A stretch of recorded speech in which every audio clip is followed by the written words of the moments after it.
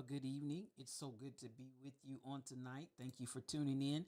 We are having tonight's edition of Bible study. If you are interested in going from Genesis to Revelation in chronological order, is the way that we're doing it, this is the place you want to be every evening at 6 o'clock.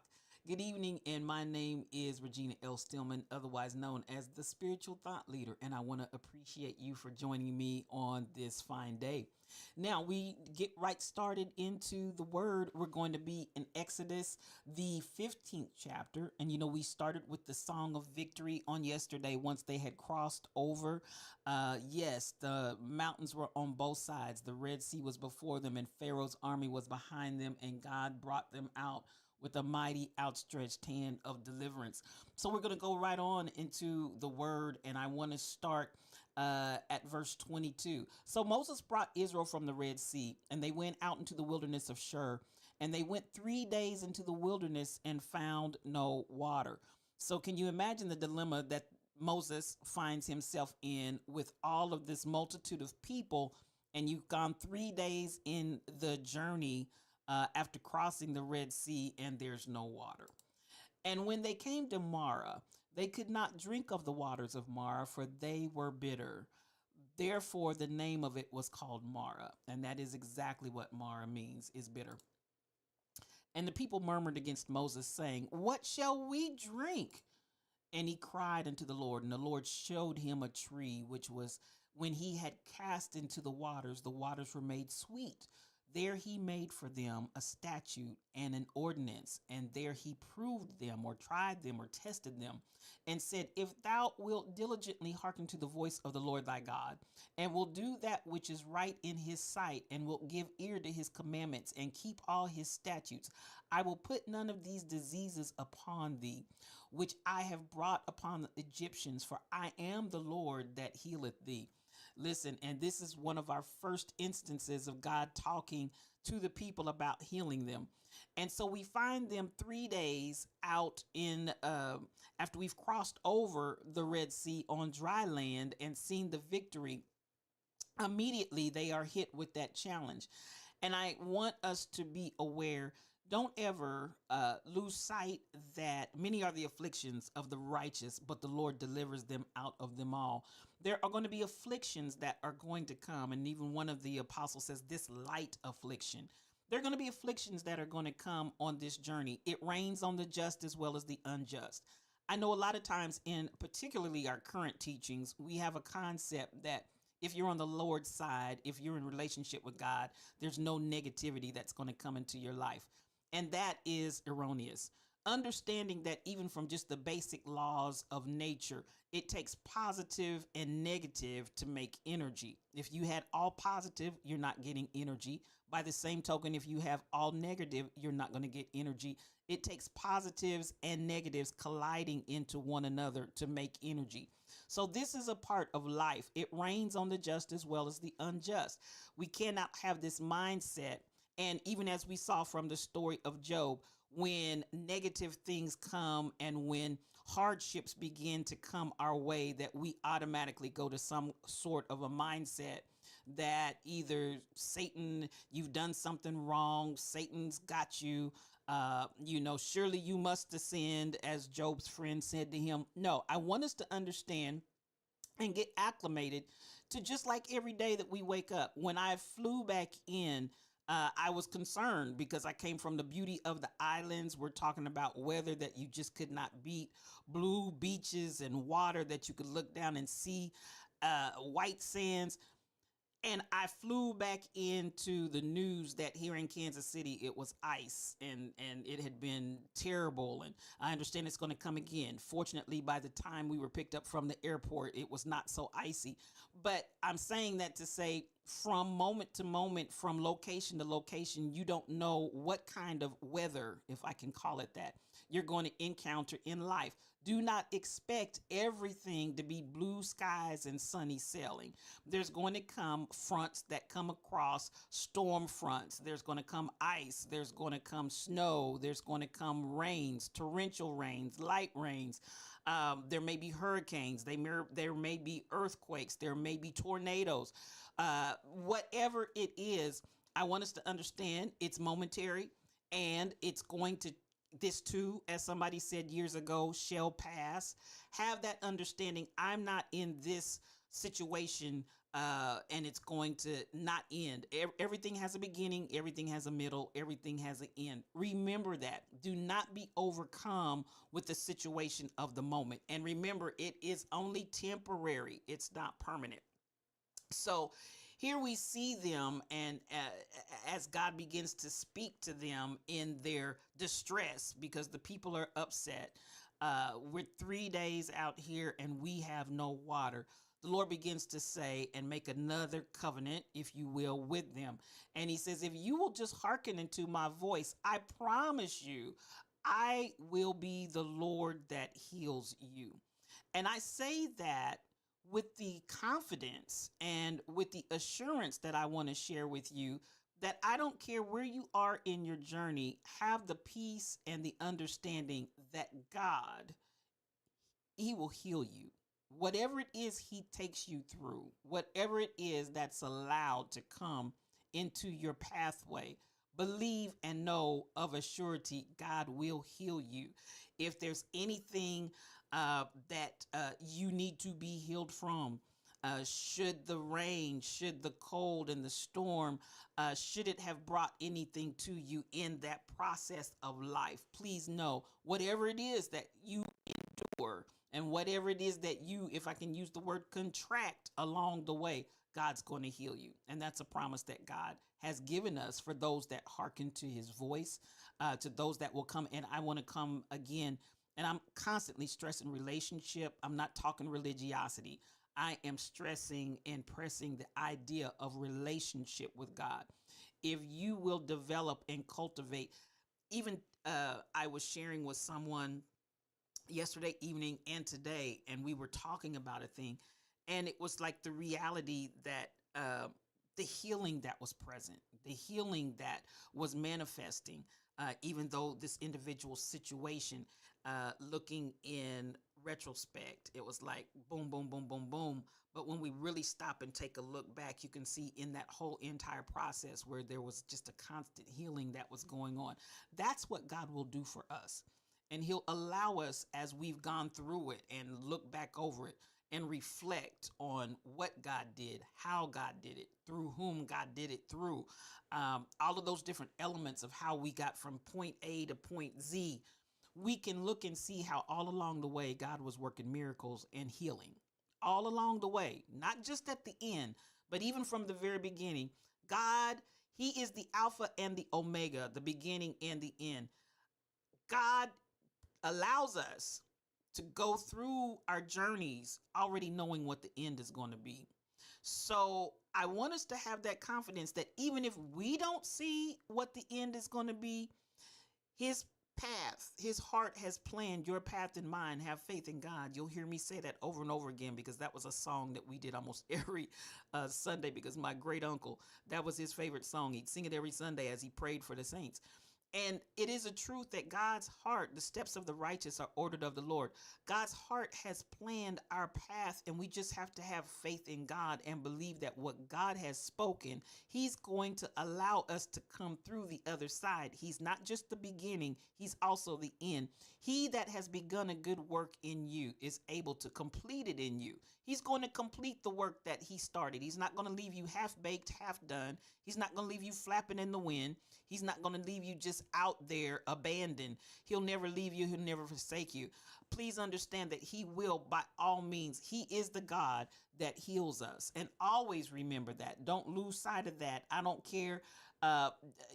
You may be wounded. You may find yourselves in some situations. I'm not going to be the one that's going to lie and tell you, no, you don't have to go through that. There's some things we're going to go through, beloved. Please believe it. There's some things that we're going to go through, some unpleasantries, if you will. But it's not because you've sinned or anything negative. It's just life.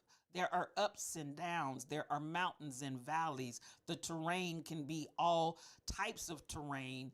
And it's all about the world. And when I say world, I'm not talking about the external. I'm talking about my internal. I'm talking about my mind, my emotions, my spirit, my energy. All of that is consistent in my world. And so don't think you're just one plane, one dimensional. There's so many facets to you. I was talking to somebody the other day. I said, listen, there's so many layers to you. Don't just get caught on this superficial level. There's so many different levels that you possess, and I want you to explore them all. I want you to embrace them all. I want you to enjoy them all. Even if it's the valley, there's so much beauty in the valley. There really, really is. The air on the mountains it's very thin, so there's a challenge there. Wherever you go, you can find a challenge, and there may be a challenge. But I promise you, wherever you go, there's beauty there as well. So, what are you looking for, and what do you expect to see? What do you expect to be? I expect to be healed, and so that's my expectation. And they came to Elam, where they were 12 of the wells of water and 70 palm trees, and they encamped there by the waters. And I want to go on to that next chapter. So let's pick it up. Do I want to go there? And they took, and I want to stop for a minute on Mara. I kind of glazed over that, but then as I was getting ready to go on to the next, I thought, let me go back here.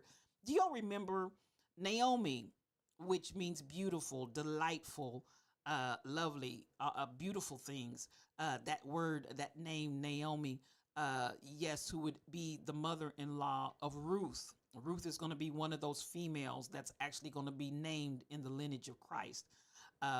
Very unusual, but she's there. You'll find her there. Naomi says after her husband dies and after her two sons died, she told Ruth and her other daughter-in-law, you can go ahead and leave. Just let me. But Ruth is like, listen, entreat me not to leave thee. For anybody that doesn't know, that's Ruth 1:8. I believe it's the longest verse in the Bible. Entreat me not to leave thee, nor to return from following after thee. For whither thou goest, I will go, and where thou lodgest, I will lodge. Thy people shall be my people, and thy God my God. Where thou diest, there I'll die, and there will I be buried. The Lord do so to me, and more also, if aught but death part me and thee. So at the end of the day, that's a verse, y'all. Ruth 1:8, I believe, if memory serves me correctly. Ruth makes this pledge to Naomi because Naomi is so broken. And this is the idea of Mara, even as we get here with Moses and the children of Israel, and they don't have any water to drink. And what does God? He just tells Moses, take this tree and put in there, and the waters were turned from sweet to bitter. I'm sorry, to sweet. And I want you to understand, with us, there's a song that my friends used to sing. I got this little problem, Lord, you see. Small to you, dear Lord, but it's big to me. Won't you please, Lord Jesus, come right now and help me work it on out. Understand that our big problems are small. And really, they're not problems for God at all. It's an opportunity for God to flex his muscle in our face to see how great our God is. And that's all we have to really do is step back and watch him work. If we can understand that simplistic movement of having Moses put this fallen tree into the water and see the waters turn from bitter to sweet just like that, that's how God will work in your behalf, on your behalf. That's how God will work for you if you'll just trust him, if you'll just believe him. And trust God for the positive outcome. I know my thoughts concerning you. So many times we think the outcome before we even allow a thing to happen. We're already in negative thoughts, negative mindset, negative energy. It's going to be bad, bad, bad. It's going to be this, that, and the other. But I want you to begin to change your energy so that you set your expectation. And I want you to stop and say, where have I set my expectations? Set your expectation to win. Set your not to lose, but set your expectation to win. Whatever comes my way, my expectation is set to win. I haven't had water in 3 days, but I still set my expectation to win. Then what do we see happens after that? Moses, we don't have any food to eat. And you know, folks and no food, not a good combination. So what does what does the Lord do? He begins to rain manna down out of the sky, and he gives them manna. The Bible says it's about the size of a coriander seed, and they would go out and gather it up every morning, but they had to get it in the morning. It would fall like dew. We still sing a lot of walk in the light, beautiful light, come where the dewdrops of mercy shine bright. It was that dew in the morning. My sister Christy, like the dew in the morning, gently fall fresh on my heart. If we get that understanding of how the dewdrops of the manna that fell in the morning, that bread, and at the end of the day, what is it? We don't know what this is, but whatever it is, it sustains us. Whatever it is, it keeps our clothes from falling apart. Whatever it is, you don't understand what I'm saying? These children walked around in the wilderness for 40 years ultimately. And if we look at the idea, their clothes, their shoes, their everything about them, God kept it. And that's what God will do for us, even in our wilderness, even in our wandering. God will take everything about us and he will preserve it for us. Please believe that. Why? Because my expectation is set on I win. I may be out here and I don't see where the food is coming from, but I see this, he is a God who cares about the details. Stay lifted. He absolutely, positively cares about the details, and he doesn't miss not one of them. And I want us to have that assurance. I want to keep coming from it, that angle, because so many times we find ourselves in worry. We find ourselves despondent. We find ourselves in despair. But I want us to remember that my expectation is to win. My expectation is to live. There's a scripture that says, I shall not die, but live and declare the works of the Lord. My expectation is to live. My expectation is to thrive. What is your expectation? Matter of fact, even this morning in my quiet time, as I lie there, and I was just speaking, because I will do decrees. I'll speak out loud. I want to hear myself say it. I want to hear it in the atmosphere. I want to charge the atmosphere with that energy. So I will lie there and I will speak it. And I begin to speak what my expectation was for this day. But at the end of the day, no matter what comes during the course of this day, my expectation is that I win. So I want us to understand the compassion, the love, the concern. And even as Stay Lifted said, he cares. He is that God that cares about the details, right down to the nth degree. He's got that thing figured out and worked for you. If you'll just believe it, if you'll just receive it. So we see as they go through this experience, God just keeps providing for them over and over, whether it's water, whether it's food. He just does what God does because he's God. Now, from wilderness of sin, and sin is a location. We're not talking about anything as far as committing sin. Now, what is immediately relevant and immediately noticeable, or what I want to say, what not necessarily relevant, but what's the word that I want? Immediately noticed is every time a situation and a challenge comes, they begin to murmur and complain. And this is a characteristic that is attached to the children of Israel in the wilderness. If you talk about them in the wilderness, what you're going to automatically, almost every conversation, they're going to talk about they murmured and they complained. They murmured and they complained. But at the end of the day, I will say, I was thinking about them to give them some grace. And I just want you to think about this. If you look back, for everybody that may be here that's over 40, look back to when you turned 40. Think back to some of the things that were happening in your lives. And some of you listening may not even be 40 yet, because some of you are still young, in my opinion, compared to where I am in my journey in life right now. 40 is, Lord, I can remember my 40th birthday and my 40th birthday party. Man, and it seems like so long ago. But stop and think about that. And this is what I want you to attach to that thought. Remember yourself at 40, and that's how long the children of Israel wandered in the wilderness. We're not talking about this happened for 6 months. We're not talking about this journey took them 2 years.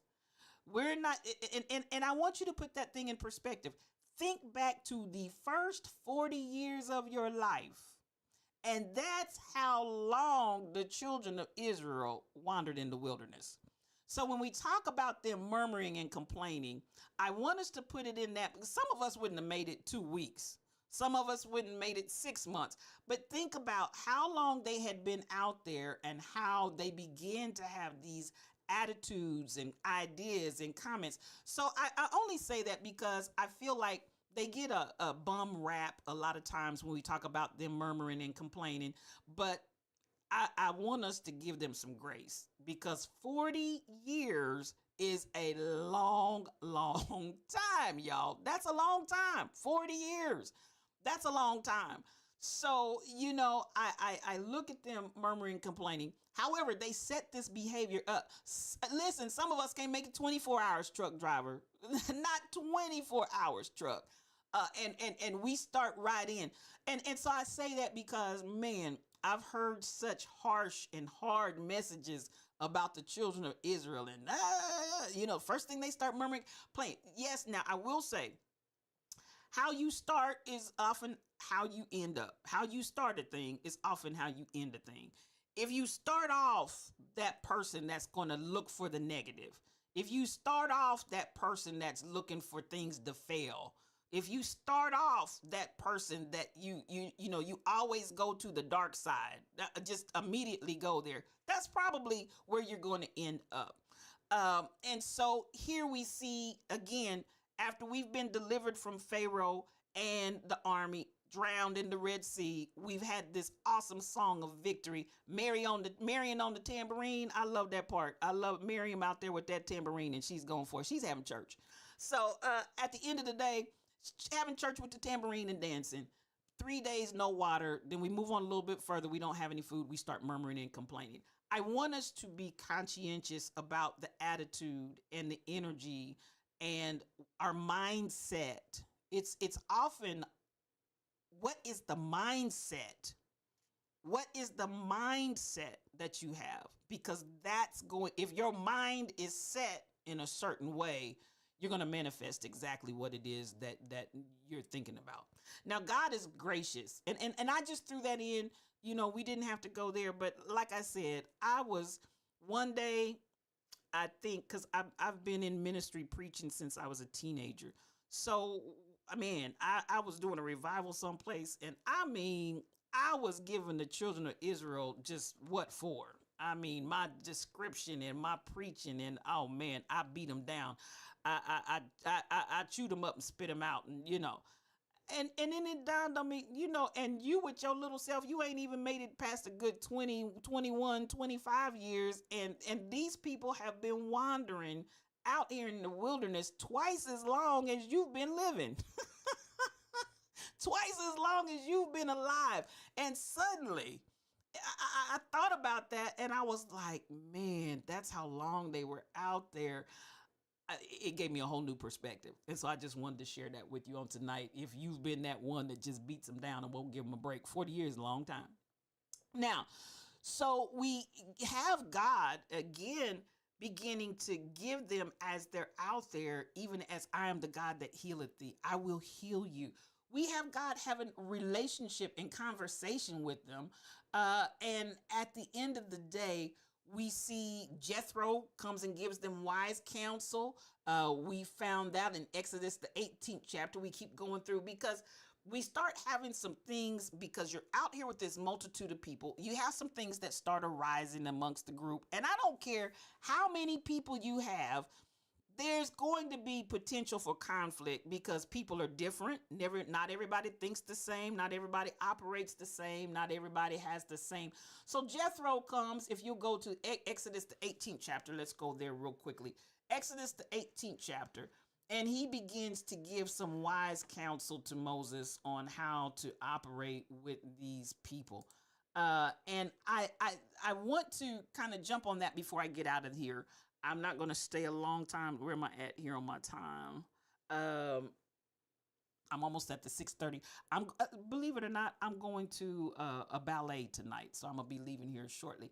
But I want to say Jethro. Now, remember, Jethro is Moses' father-in-law, and I want to say this: not always the case because there's no fool like an old fool.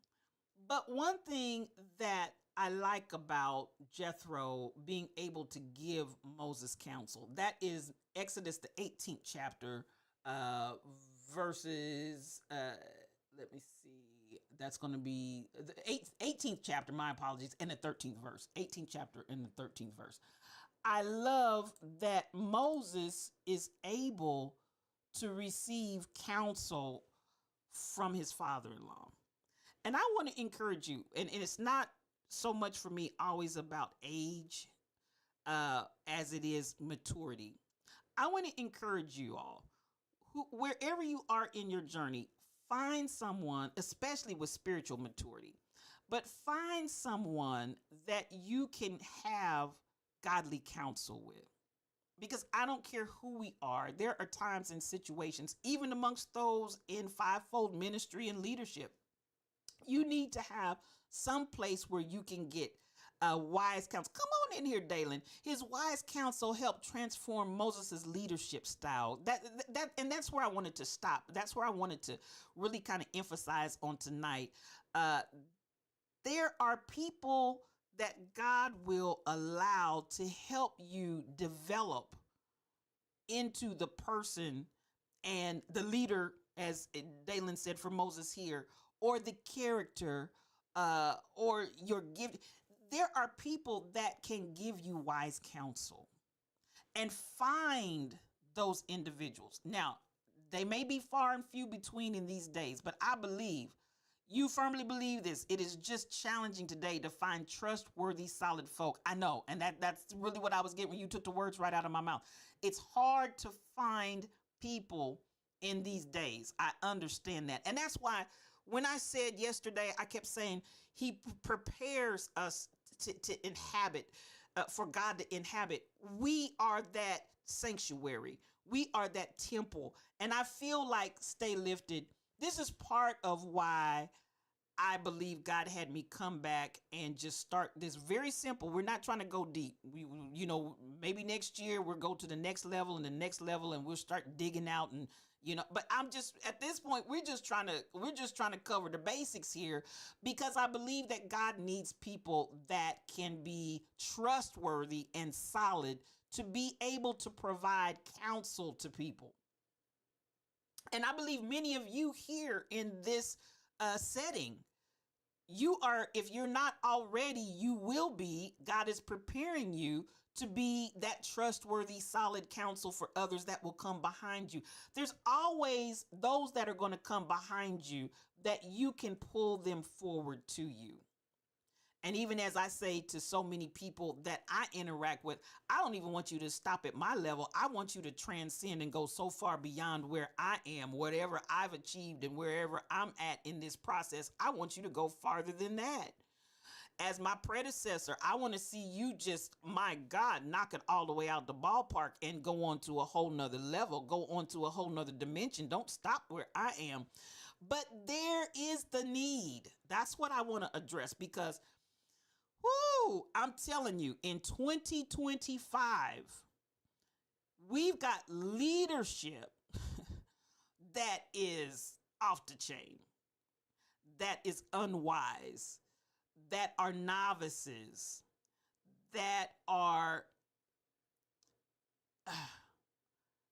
underdeveloped for the positions of authority that they're in. When Stay Lifted said it's hard, it's challenging today to find trustworthy, solid folk, that is the truth. And unfortunately, many people have come to the point, Stay Lifted, where they feel like they don't exist. And so, hey, I just might as well be out here and, whatever is whatever, because they just don't exist. And this is a place, I'll say, even for myself, I'm telling you, that's the truth. For myself, the Lord was like, okay, some places you're going to have to dial it back. Some places you're going to have to, not because I think that I'm stuck in religiosity. But somebody needs to see something different. You understand what I'm saying? Somebody needs to see something that can give them hope and faith to believe that it still exists. I would almost venture to say, stay lifted. I would almost venture to say, if we polled, POLLED, polled the people right now, the majority of people would say there is no one. There is no one, or just a very small handful of very few, because what we see is so almost, I'm gonna use the word disheartening, that it devastates, it dashes the whole idea. Now, and I will say this, I feel like in my day, and I don't know if it's as strong in 2025, but in my day, I had some folk that I could look up to for godly, wise counsel, and I respected them. Now, and they were really not just because of the position that they had. I mean, they were respectable. They were people to be respected. If I miss anything right now, and I'm just gonna, this is in my heart, I'm not lying.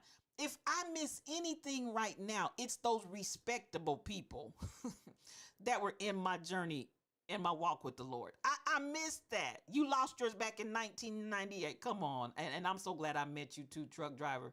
I'm so glad I met you. And you are helping me on my journey as well. But you know, and I weep that it's like, where have all of those people gone? Where can you find them at? It's like, oh my God. And I think about the children of this day, and who do they have to look up to? I'm so serious. I am so serious. Who do they have to respect? Who do they have to look to for godly counsel? Who do they have to look to for if I really needed an anchor and I really needed to be able to go and talk and share or ask for counsel or ask for, where these kids are like, wow. And God's always got a remnant. That's not where I am. I know God has a remnant. But what I am saying is the real, it also spoke on the importance of being able to delegate. Absolutely, Dalen. Absolutely. I look at it and I said, we've got, but Dalen, even to that, and I'm getting to that because one person can't do it all. Now, and any leader that tries to be all things to all people, you will self-destruct. You don't even have to wait for the folk to destroy you. You will self-destruct. When you try to be all things to all people without understanding the need to delegate and relegate to others. But then, Dalen, this becomes the issue. Who are you going to delegate? Because it's like, who can I send? When the Lord said, who will go for us and who can I send? It's almost like, Lord Jesus, who will go for us and who will I send? And I know that we're all sent different places in different ways. I'm not saying the same, the similarity. Everybody has to be a carbon copy. And no. That is not what I'm saying. Everybody has a different group and different one. But when you look at where do I go to find these people to delegate, and you come back and you hear crickets, that's what I'm saying. That's what I'm saying. And there has to be something different. And I feel like this is what God is cultivating in this hour, is that ability to create the real deal and to truly create something. Because I feel like that's how this world, especially in this day and time, is going to be changed and be transformed. I feel like it's going to come through us that allow ourselves to have real relationship with God. And again, please understand when I say that and make that statement, I'm not talking about religiosity. I'm not talking about denominations and denominational affiliations. I'm not talking about it. I am talking about real, genuine relationship with God. That's what I feel is going to be raised up in this hour, and that's what we're doing.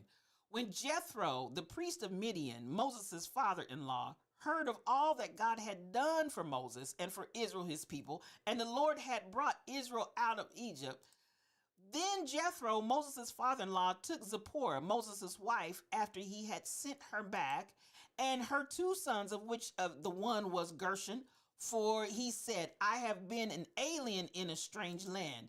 And the name of the other was Eleazar, for the God of my father said he was mine help and delivered me from the sword of Pharaoh.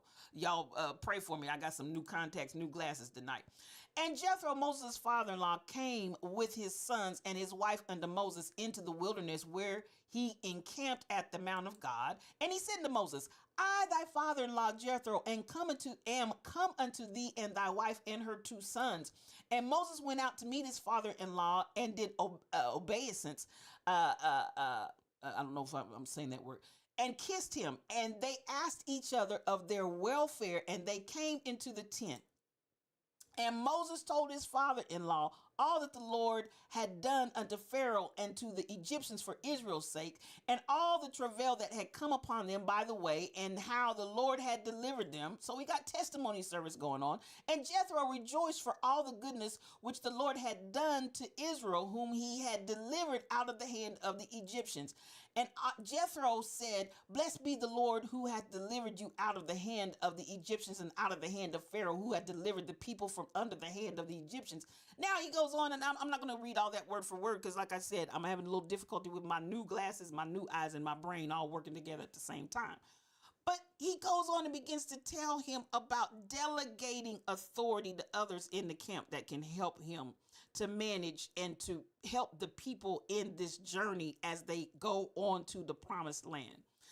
I want to just stop with that on tonight because I want us to be open to God's provision in our lives, in our worlds, where we can go ahead and open ourselves up. And Truck, I'm going to say this about you. You have been so receptive. You have been so open to receive me as that person for counsel. If you aren't open to receive it, I don't care. It won't make any difference if you're not ready to receive it. God appoints leaders at different times, and that leader should not try to do everything themselves. Absolutely. You just cannot. And like I said, Dalen, if you try to do that, you're going to self-destruct. I promise you, you're going to self-destruct, because it's going to become so overwhelming. It's going to become so tiresome when you find leaders that are worn and they're torn. And believe you me, I don't care. Leaders have they can be chosen by God without a doubt. They can be pure hearted. They can be all of that. But if you try to do everything and be all things to all people, it will take you down. Please believe me. Been there, done that. It will take you down. I mean, it will wear you down to the bone. And so this is where we have to have that ability to embrace when God sends us someone. I see some things going on here. I got you, truck driver. Yes, this is true. Great leaders are willing to follow us. Listen, let me tell you what. If you will not follow, you cannot be a leader. If you will not follow, you cannot ask people to follow you. And this is one of the things that I look at first, because as I've been in ministry and people that want to come and they want leadership positions, but they will not follow anybody, including me. They will not follow anybody, including me. Baby, I know right off the bat, you're not ready. Even though you may be leadership material down the road, even though you may be able to lead in some areas, but fast, quick, and in a hurry, if you won't follow, you cannot be followed. You've got to be a follower before you can be a leader, I believe. So, and I believe even in that leadership role, in the making of a leader, then you're going to also have a season to follow. If nothing else, just you need to be mentored. You need to be seasoned. You need to have someone that you can observe, even as Jethro comes and begins to talk to his son-in-law and to his daughter. Now, again, remember, he's a priest in Midian. His daughter Zipporah is a priestess. They are from their realm in a religious and a spiritual element and aspect. I love the wisdom of Moses to stop and get godly counsel. I love that. And I want to, once more and again, I want to encourage you, because all of us lead somebody. All of us, you're going to lead your family, you're going to lead your neighbors, you're going to lead your coworkers, you're going to lead. Everybody is going to have some level of influence and leadership over whoever it is that God has assigned to you. You've got to have a mind that is open to receive counsel. Godly counsel is, listen, it's something that we have completely, or I'm not going to say completely because there's no all and none, but we have largely omitted from the journey. We have largely omitted godly counsel. We have largely omitted mentorship. We have largely omitted. And it's just like, everybody just get out and do your thing. I hear God for myself. We do. But at the same time, there's some rough edges that you need somebody that can help smooth those rough edges on you. There are some blind spots that you still may have based on your personal experiences and your journey that somebody may need to help you to heal from, and to be able to see and to be able to wisely find a way to deal with that thing. You may just need somebody to be an accountability partner for a season, for a reason. It may be something as simple as, I'm a procrastinator and I'm going to have an accountability partner that's going to help me in my healing from procrastination. I mean, there's so many different ways that you can look at that. But one of the huge things that's going on right now, coaching, because we need that. And you see it going on in the corporate arena, but in the spiritual arena, it's almost non-existence. We existent. We will look at people, we will copycat, we will imitate, we will all of that. But to actually have somebody lay their hands on you and coach you. And when I say lay their hands, I'm not talking about just praying. And I'm saying to actually take their time and not be Elliot Ness untouchable, but to actually spend some time. And I'm gonna tell you what, even I'm straight up, God said, there's some people, Regina, that you have assigned that your time is so tied up in all these other places, you can't really give them the adequate time, because I chose you to lay your hands on these people. I'm not talking about for the presbytery. I'm talking about, I chose you to lay your hands on these people and walk with them through their journey. And you're going to have to make yourself available to the places that I need you to be available to them. Y'all understand what I'm saying? Because this is an element, even as we talk about changing the world and transforming it. These are some areas that have got to happen. They've got to, it's not an if and or, but it's got to happen. It's necessary and mandatory. And you've got to be available to lay your hands on them, Regina. And I understand that. I understand that. And for many of us that just had to figure it out and walk it out on our own, listen, that's not necessarily what God intended. But sometimes if your mentor, if the person that's supposed to lay their hands on you is tied up, tangled up in all these other places and all these other things, they don't have time for you.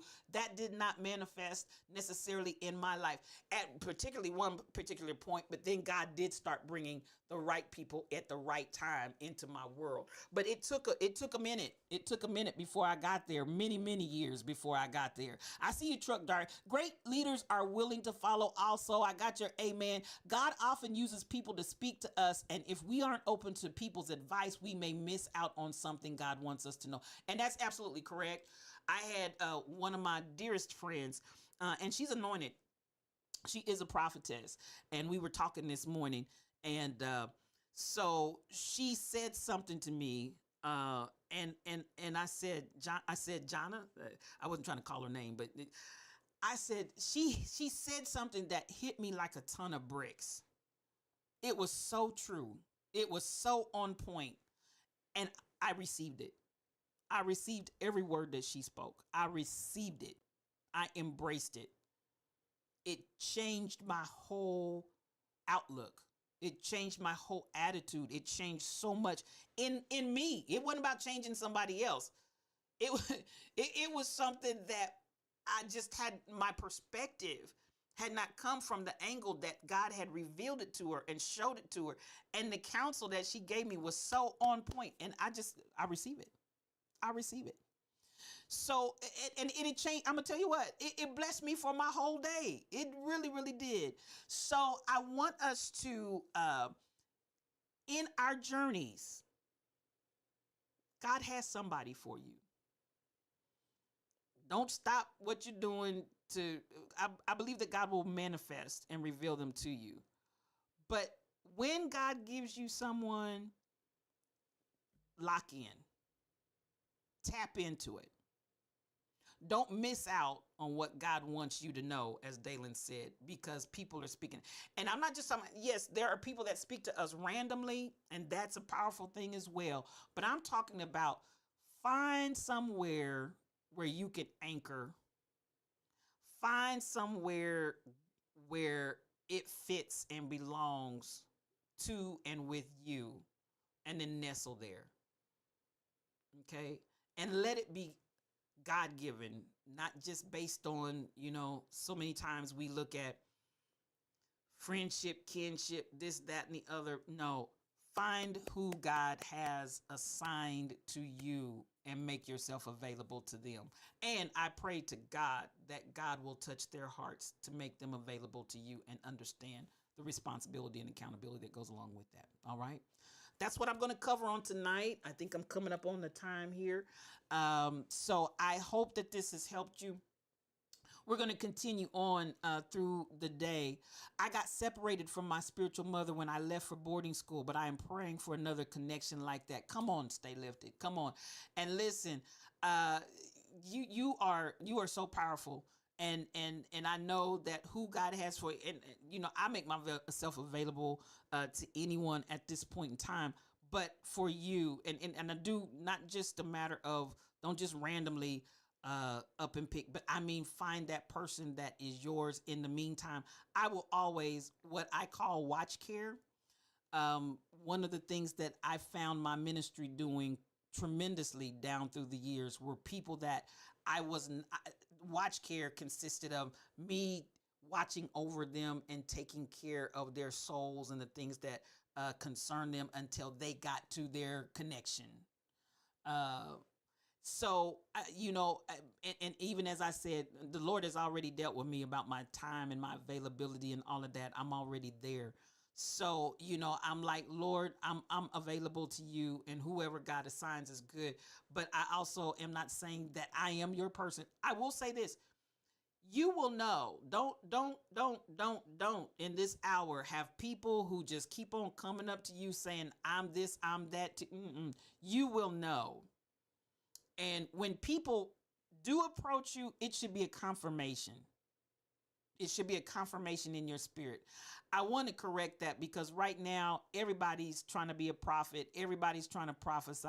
Everybody's trying to, and listen, folk are just out here prophesying and all kinds of things, and people are confused. There will be a confirmation in your spirit when someone is prophesying to you. It will confirm the word with signs following. So I just want to say that, because there's so much confusion going on right now. It's just almost sad.